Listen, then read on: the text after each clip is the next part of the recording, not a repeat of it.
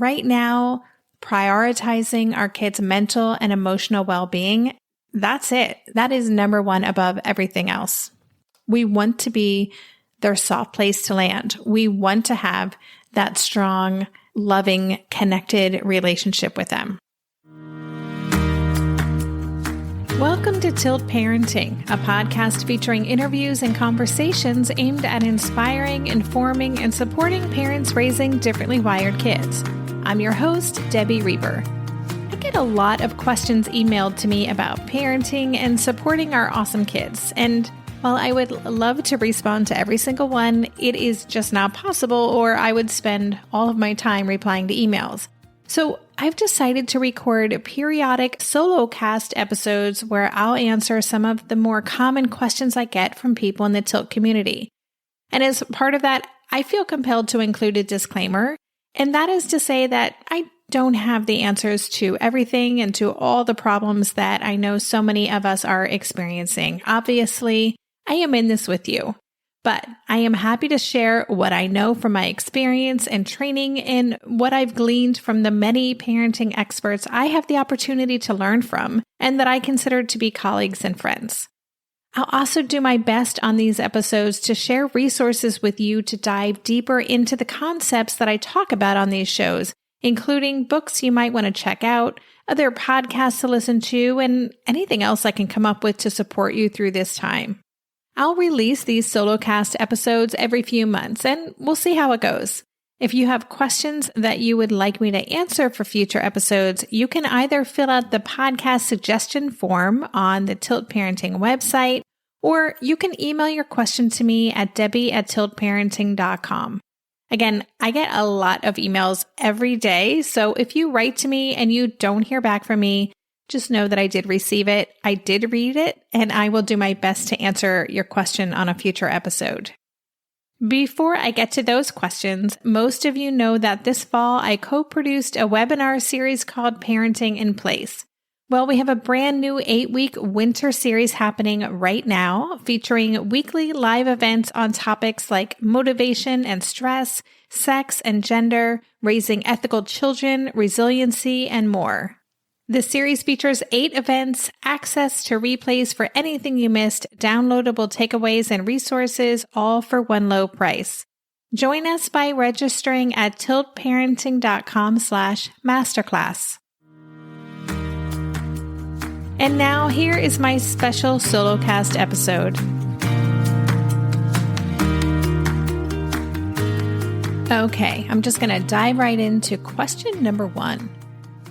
This listener wrote, I have a question about how and when and if you should tell your child what their diagnosis is.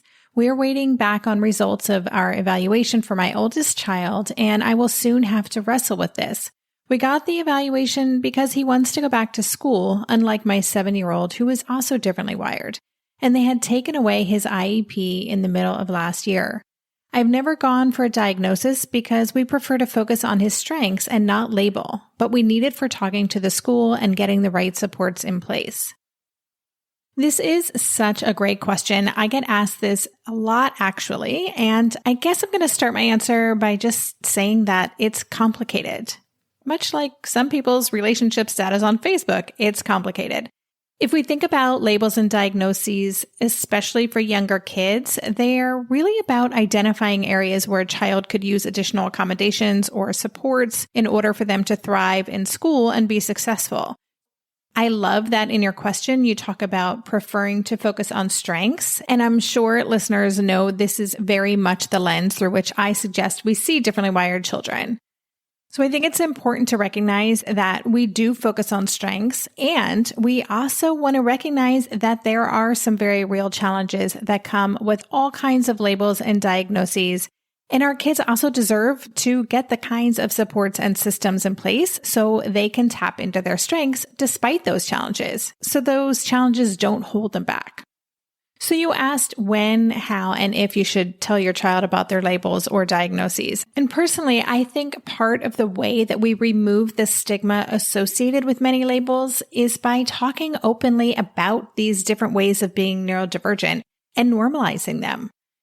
So in that way, the bigger deal that we make out of these, whether we try to hide a label or a diagnosis, or we don't disclose when our child is probably already aware there's something different about the way they're moving through the world, this can give them the idea that there's something actually wrong with them, that this is a secret, this is something that's bad or that's negative.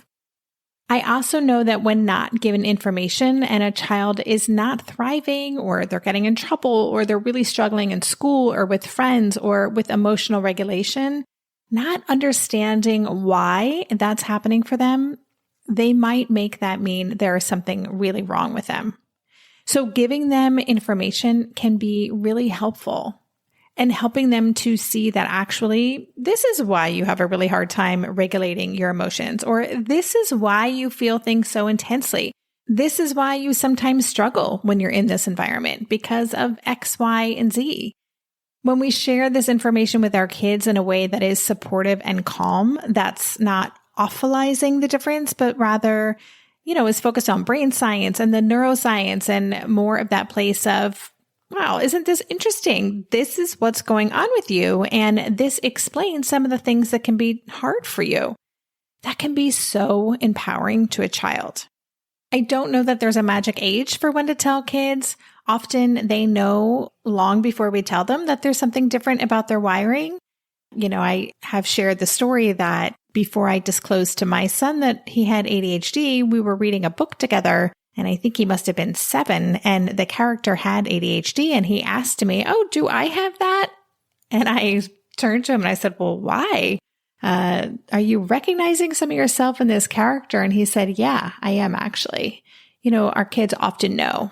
And so maybe thinking about this in terms of not just, one big conversation that you have about where you sit your child down and you explain, this is what we've discovered about you, but rather this can become part of your family culture, talking about strengths and weaknesses and neural differences.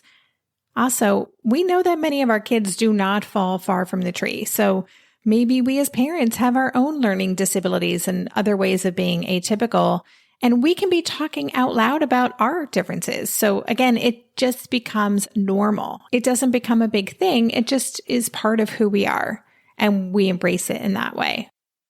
I want to acknowledge that I know there are parents out there listening who do not want their child to have a label associated with them. They are concerned about stigma. They're concerned about their child's self-esteem. They're concerned about a lot of things. And I'll just say that from talking with so many neurodivergent adults, what I hear overwhelmingly is that understanding and having their parents really accept and name what was going on with them helped them in the long run better come to terms with their own neurodivergence and also just really embrace who they are.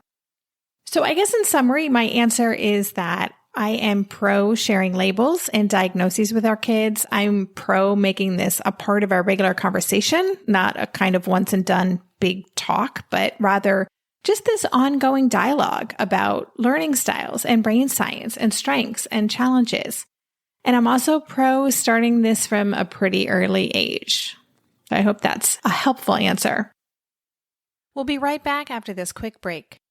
During this month of planning and organization for big transitions, rhythms and routines have been absolutely essential for our physical and emotional well-being. So Greene Chef nights are reliably and predictably a good night. We know the ingredients will be fresh and prepped, the instructions easy to follow, and the meal delicious. We're all still talking about last week's turkey tacos with mango chimichurri sauce, refried beans, and Monterey Jack cheese. Greene Chef contributes to a healthy lifestyle with easy and delicious menus like fresh seasonal salads and green bowls. And with over 80 weekly meal and market options, plus rotating options to suit a variety of lifestyles, whether Mediterranean, plant-based, calorie-smart, keto, protein-packed, gluten-free, there are always plenty of options to choose from. Whatever you select, you'll get farm-fresh ingredients, organic whole fruits and veggies, and premium proteins, all delivered straight to your door. I love those 4 words, straight to my door. Oh, and one more thing I love about Green Chef, they have an app, which means it's easy to manage meal preferences and delivery from your phone if you want to. And I, for one, want to. I am in that mode where I'm making the most of little moments like waiting in line at the pharmacy or for the F train to pull into the station to tackle all of those to-dos. So the convenience of an app is key for me. Green Chef has a special offer for Tilt listeners. Go to greenchef.com/tilt50 and use code TILT50 to get 50% off plus 20% off your next 2 months. That's 50% off plus 20% off your next 2 months when you use the code TILT50 at greenchef.com/tilt50. Maybe I've watched too many seasons of The Amazing Race, but every time I have to go somewhere on the subway, I treat it like a competition. It's all about making the right gut decisions about which route will get me there the fastest. Sometimes those decisions get me where I'm going early, and other times my gambles don't really pay off. Probiotics can't help with most gut decisions, but if your gut needs a little support, Ritual has your back. Their Symbiotic Plus, a 3-in-1 supplement, has clinically studied prebiotics, probiotics, and a postbiotic to support a balanced gut microbiome.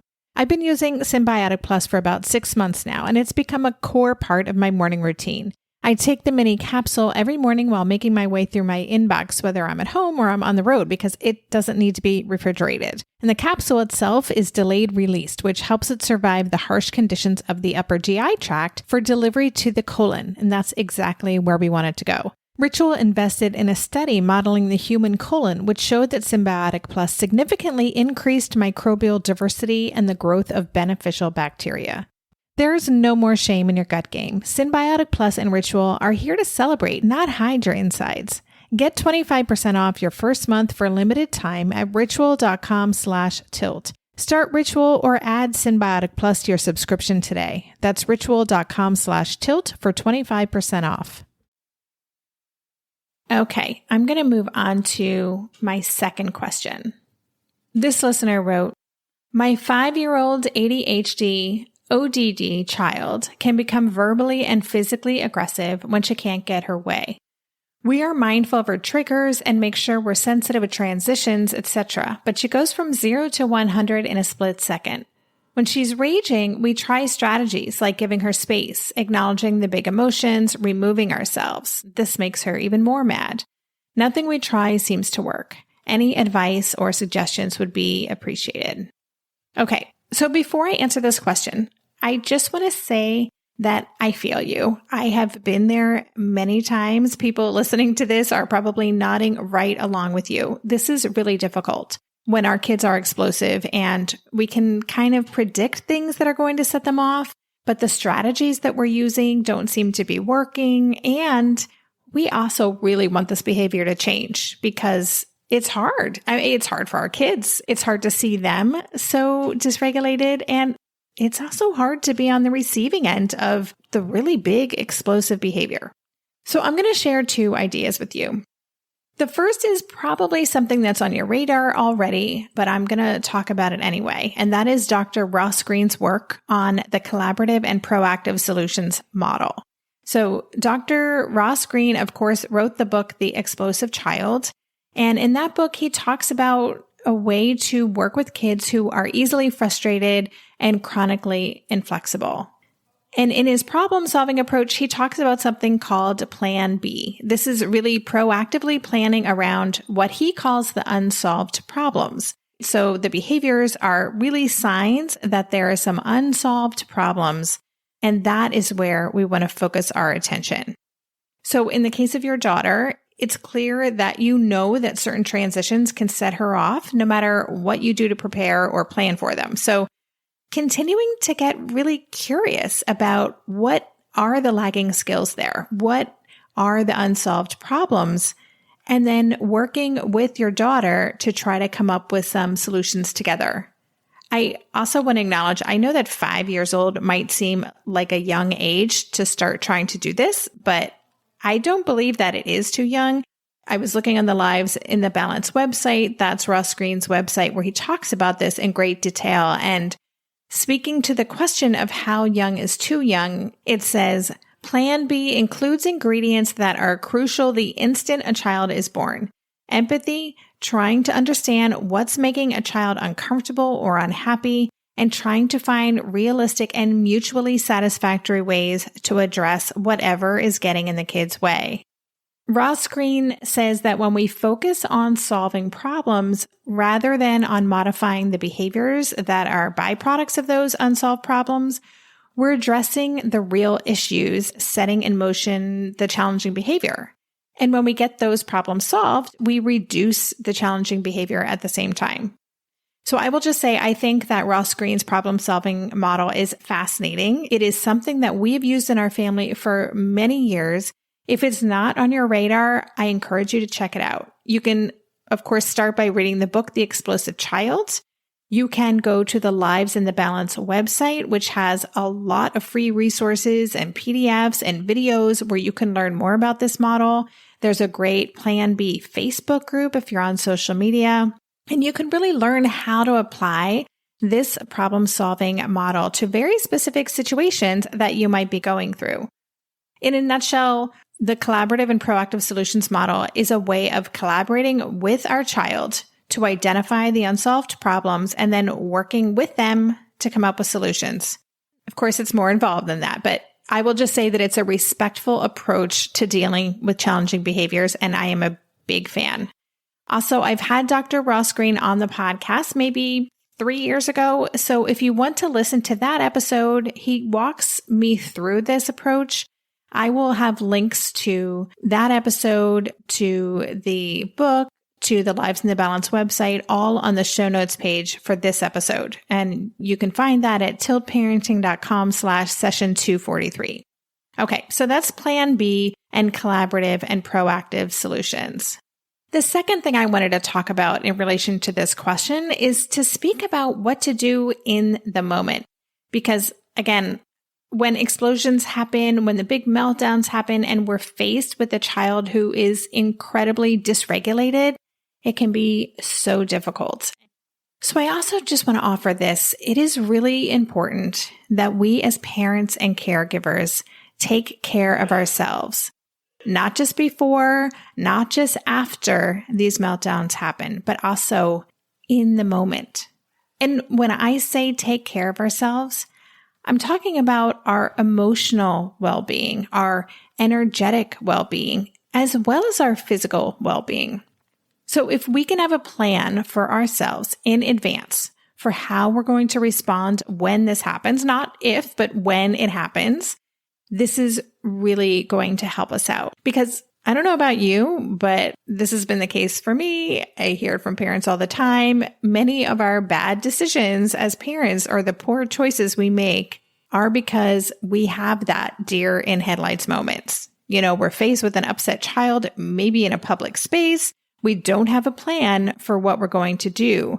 And so we default to bribes or to punishments or to timeouts or other ways of reacting that not only don't help the situation, but they may escalate it. So it is so worth coming up with some strategies ahead of time. And so to briefly touch on mirror neurons. So you know this is something that Tina Payne Bryson and Dan Siegel talk about in their book, The Whole Brain Child. And as Dan Siegel says, quote, "We are hardwired to perceive the mind of another being."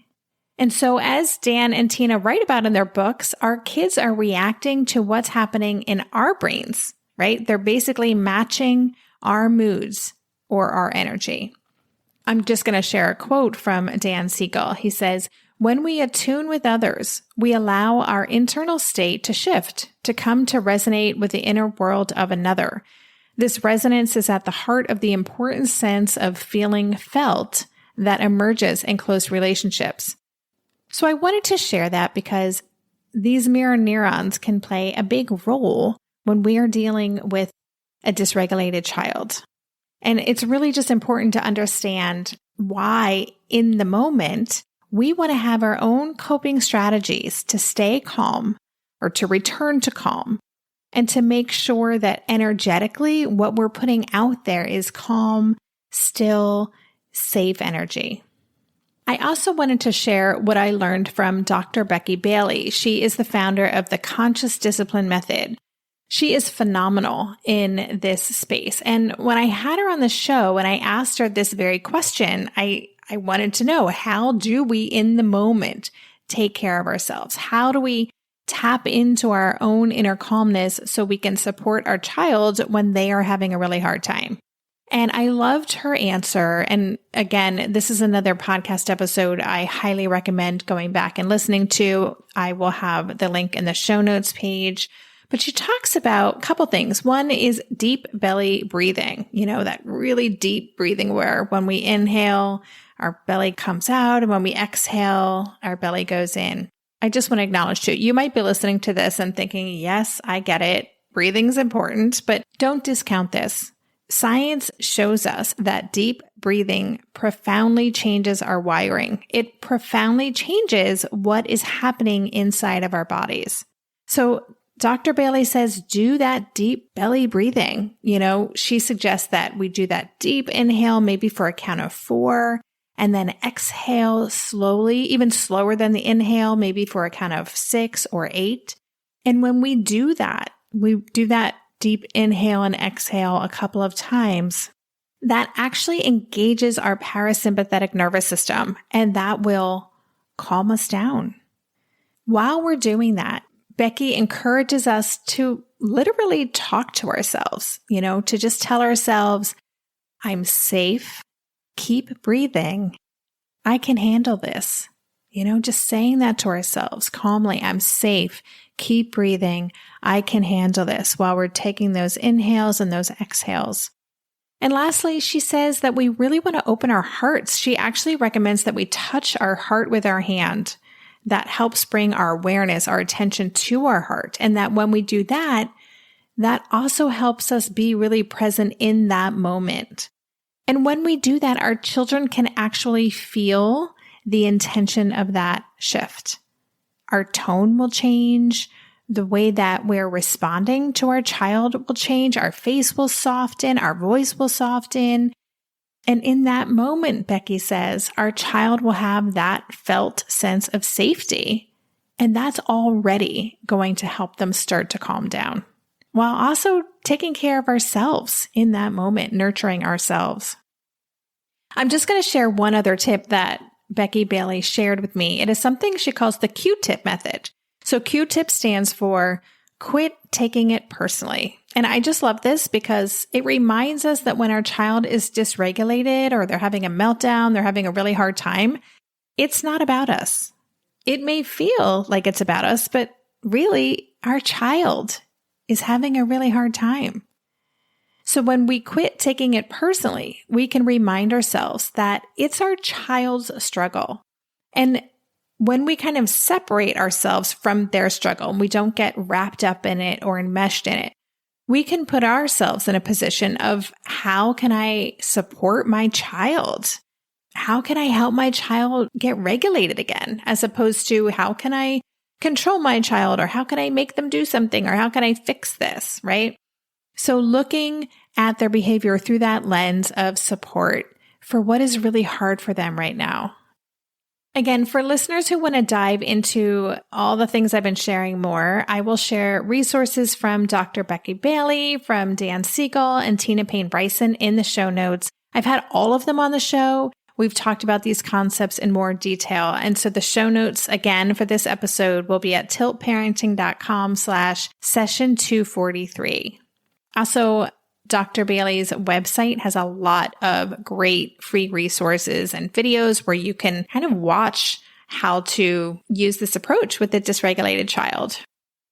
We'll be right back after this quick break.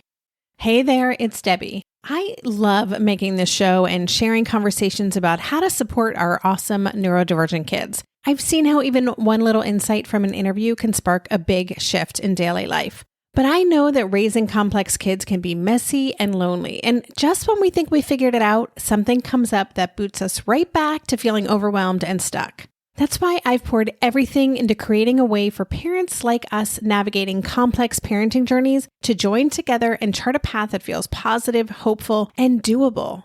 It's the brand new Differently Wired Club experience. In the club, you'll get personal support from me and other seasoned parent coaches, 6 live calls every month where you can connect and get your personal questions answered. the opportunity to learn directly from authors and experts like I have on this show, monthly themes for getting specific and tactical, an exclusive private podcast feed, and the best, most generous community of parents. Seriously, these folks show up for themselves and each other, and that right there is really everything, because it's a daily reminder that we're not alone. Our kids aren't broken, and we have totally got this. The recently rebooted Differently Wired Club is on a brand new platform with its very own iOS and Android app. It is such a great space. However you learn, whatever your style, no matter the ages, genders, and neurodivergent profile of your children, the Differently Wired Club can help you cultivate the positive shifts you're hoping for. Join us today by going to tiltparenting.com/club. That's tiltparenting.com/club. I hope to see you on the inside. If you like this show, there's a decent chance you'll also enjoy the Shameless Mom Academy. Hi, I'm Sarah Dean, the founder and host of the Shameless Mom Academy. The Shameless Mom Academy is a podcast for moms that centers moms more than it centers your kids. I'm not going to teach you how to make baby food or how to make your 3-year-old or 13-year-old stop having tantrums. Instead, I'm going to bring you back to yourself. For the last 20 years, I've been helping moms through growth and transformation. Inside the Shameless Mom Academy, I help you identify who you are and who you are becoming. Look, motherhood is hard. It brought me to my knees many times and sometimes still does. Returning to who I am and who I am becoming allows me to decide how to show up in all those sticky motherhood moments, but also in all my other relationships and in all the ways I show up in my various communities. So come check out the Shameless Mom Academy wherever you listen to podcasts. I'm willing to bet you'll leave feeling a little inspired and maybe even completely fired up. And you'll probably laugh a few times because I promise we never take ourselves too seriously over here. With 700 episodes to choose from, you're likely going to find something that sparks and speaks to you inside the Shameless Mom Academy. Before I move on to the last question, I just want to say one more thing with the big behaviors and the meltdowns. I know that parents and caregivers are often looking for the quick fixes, right? We're looking for the answer that's going to stop the behavior that can feel so very challenging. And while I wish those quick fixes existed, the reality is that with all children, but especially differently wired kids, this is a process. And it's a process of relating to our children, to seeing them for who they are and really supporting them in developing lagging skills. And this happens over time. It happens because of connection and relationship that we have with our kids and consistency and continuing to show up and be that steady force of love and calm for them. So hang in there. And I hope you found these suggestions useful. Okay, I'm going to tackle one more question in this episode. It is a long one, but I wanted to share the whole thing because the context is important. I also think it's something many listeners will relate to in this time of remote and hybrid learning. Here's the question. My 9-year-old son used to be excited about doing worksheets and generally interested in doing work. He was always averse to writing, but in the beginning of the pandemic, it started to improve. We had a routine where he would start working at a certain time, and with breaks, he would get what he needed done for school and other worksheets. Every day wasn't perfect, but for the most part, we had a system. It worked. This year, it didn't work as well, and at this point, it's a miracle if I get him to complete his work for the day. His screen time has increased dramatically. He used to hardly have any, and we were all fine with it. Now he's always asking for more, and there are lots of arguments about it. I tried implementing routines for work, both routines he recommended and ones I thought would work. There's a fight every day about writing, and he has become more and more adverse to it. What's worse, he's started to trigger me, and of course, the more I push, the more he resists. It usually ends up with me frustrated and him nearly to tears, feeling bad about himself, which makes me feel awful about myself. Underneath, I fear if I don't push him to write, he won't do it and will get worse and eventually be unprepared for later grades. Is screen time to blame? What am I doing wrong? And how can I find a system that works for both of us? He sees that if he perseveres, he can do it, but it never gets easier for him. He has ADHD, sensory processing disorder, and anxiety. I know he's sad about the pandemic and his school has not been very supportive in the way he needs. Help. I need a reset or different ideas. Okay, so here's my answer. And I actually love this question because this is what I'm hearing from so many parents these days. Not always about writing, but definitely this idea that the motivation is plummeting and our kids are getting more off track, spending more times on screens, and just generally struggling to get things done. And it is creating a lot of conflict. So I have a couple of thoughts about this. I don't have a perfect solution, but I have a couple of things I want you guys to think about. One is that I think it's really important that we just recognize our kids have hit the wall, right? I've just been reading so many articles just this week even about the state of parenting in our families these days and how we as parents and caregivers are so spread thin and burned out and hitting the wall and just feeling incredibly overwhelmed with everything on our plate. And it's really important that we recognize our kids are in the exact same space. They have been doing this for remote school or hybrid school or disrupted school for nearly a year now. And they don't have that context that we as adults have to know that this will pass and there will be something better beyond this. And many of our kids, even as young as 9, are, they're having existential crises. Why are we here? What is the point of this? Why should I care? So I think it's really important just to recognize and honor that experience and to know in a deep way that our kids are burned out. They are feeling unmotivated and for very good reason. Zoom school is no fun. Not seeing their friends is no fun. Not getting to do sports and activities that they love to do is no fun. I wanted to start with that because what I hear so often is parents who want to know how to make their child feel more motivated. And the truth is, we can't. We cannot make another human being, any human being, whether it's our kid or somebody else, feel motivated or care about something that they don't care about. What we know about motivation, what the science says, is that motivation or drive, as Dan Pink talks about in his book Drive, really comes from our own internal experience and what feels good to us, what sparks our flow, what gives us a sense of competency and agency, how we feel we're contributing. So it's important to know that when we try to push our kids to do things that they are already feeling a lot of resistance around or that they've determined they don't care about, that's likely to backfire. It's likely to ramp up the resistance they have around it. It may create a long-term dislike of that subject or activity. And of course, that's the exact opposite of what we want to do. To the person who sent in this question, I love that you are acknowledging that this is triggering you.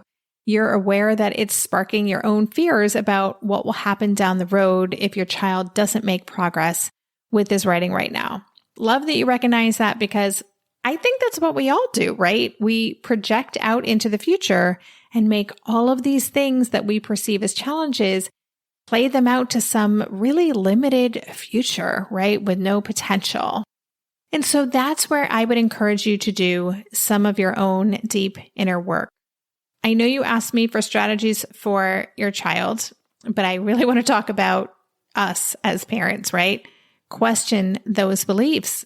Maybe make a list of all of the things you are most scared will happen if your child does not keep up or progress with his writing development right now. And I mean all the thoughts and beliefs, even the super irrational ones. If they're in your head, write them down. Because what we want to do is just acknowledge that those fears are real to us. And then we want to come up with different ways to view them and come up with some reframes for how they might actually not be true. So in the case of your son and his writing, I imagine there's a lot of evidence we could find. We could probably Google, and I should have done this before I hit record, but we could probably Google Pulitzer Prize winning writers who hated writing as kids and find some writers there who were not good at writing or maybe had learning disabilities and writing was laborious and painstaking, and now they're prolific writers, right? So just because a child is struggling with something now doesn't mean that it's something they'll always struggle with. So it's important that we want to do that work around our own fears, Because when we show up to support our kids with their schoolwork or really any activity they have resistance around, we don't want our own concern and worry and fear about, the stakes are so high, and we don't want that to come through because our kids are going to feel it, and it will likely make them feel more anxious and probably build up the resistance even more. Just a few other practical suggestions. So you may have done this already, but if you haven't, I would talk to your child's teacher and see if there are other ways your child can demonstrate their learning right now. Because if there is a way to just back off a little bit, lower the bar, take some pressure off our kids around these areas, specifically these areas where they are really struggling or super resistant, I am all for that. Again, we are in a really difficult time. And I believe that way more important than academic growth right now is helping our kids come out the other end of this pandemic with a deeper understanding of who they are. And we want them to still love to learn or be excited about learning. So if we're prioritizing worksheets or assignments that feel meaningless, or a type of learning that completely disengages them, or if we try to force them to learn in ways that feel, just super stressful or uncomfortable, or that build up that resistance even more, it's really going to be hard for us to achieve that bigger outcome.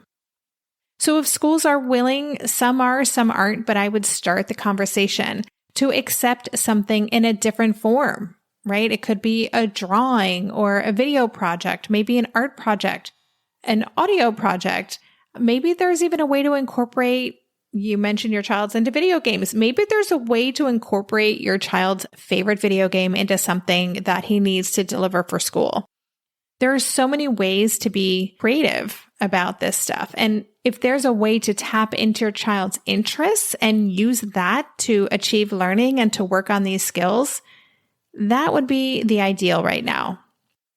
Also, see if they're just assignments that you can get whittled down so they feel smaller. The deliverables are smaller. They're less daunting then. And just as I wrap up, I want to share one more thought. And that is that I can't overstate how important it is that we don't compromise or create unnecessary conflict in our relationship with our child over battles around schoolwork. I will fess up, I have been there. I have been that parent sitting next to my child when he's had a paragraph to write and I've just been ready to pull my hair out because hours later there was still nothing written and I just couldn't understand what the block was. Why is this so hard? But this is not how we want to show up for our kids. And, this is especially tricky now because so many parents are really in the trenches with their kids learning. If their kids are doing remote or hybrid learning, it's not great. It's not great for us as parents. It's not great for our kids. And it is certainly not great for our relationships with our children. And our relationship with our kids is the most important thing. Right now, prioritizing our kids' mental and emotional well-being, that's it. That is number one above everything else. We want to be their soft place to land. We want to have that strong, loving, connected relationship with them. Okay, just one more thought. Really, this is the last one. Our kids have so much time to learn skills. I talk about this all the time. They are on their own unique timelines. So, going back to motivation, when a child is intrinsically motivated to learn something, if it has purpose for them, there's a reason to learn it, they can learn something pretty quickly. The thing is that may not happen on our timeline.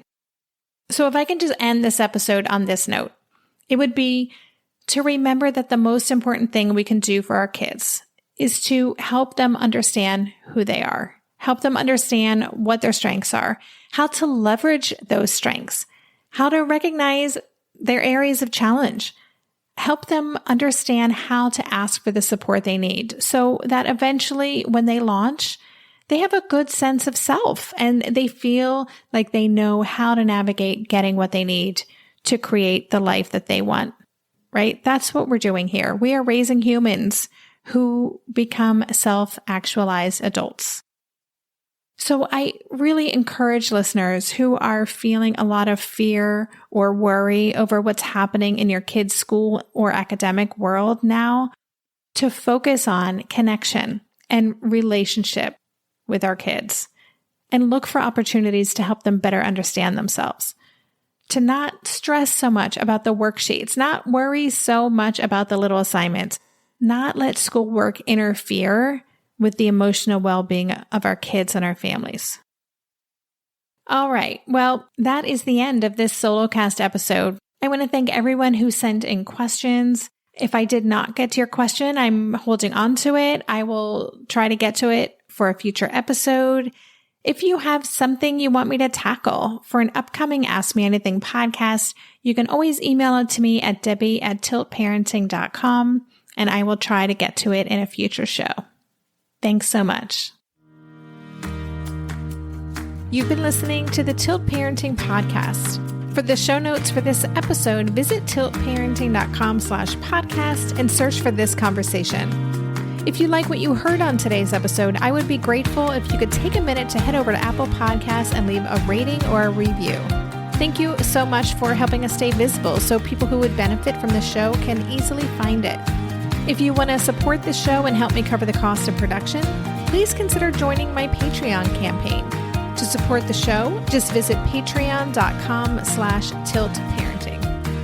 Lastly, if you aren't already part of the online community at Tilt, I invite you to sign up at tiltparenting.com on the box in the bottom where it says Join the Revolution. Every Thursday, I send out a short email with a quick note from me, a link to that week's podcast episode, and links to 5 stories from the news that week that are relevant to parents like us. Again, you can sign up and learn more about Tilt at www.tiltparenting.com. Hey, are you a parent of a teenager? Are you feeling overwhelmed about how to be what they need while also holding limits and boundaries that keep them safe? Are you tired of conversations that negate how messy this season of parenting is? Well, I've got you. My name is Casey O'Rourke. I am a positive discipline trainer, parent coach, and the host of the Joyful Courage podcast. Every week, I come to you with an interview digging into tough topics with experts I trust and solo shows that go deep into the personal growth and mindset needed to raise teens in a way that grows them into confident, capable young people. I am not afraid of getting real about the intersection of conscious parenting and the teen years, while also bringing in vulnerability, humor, and lightness. I'm walking the path with you and honored to serve. Listen to Joyful Courage on Apple Podcasts, Spotify, or wherever you consume podcasts.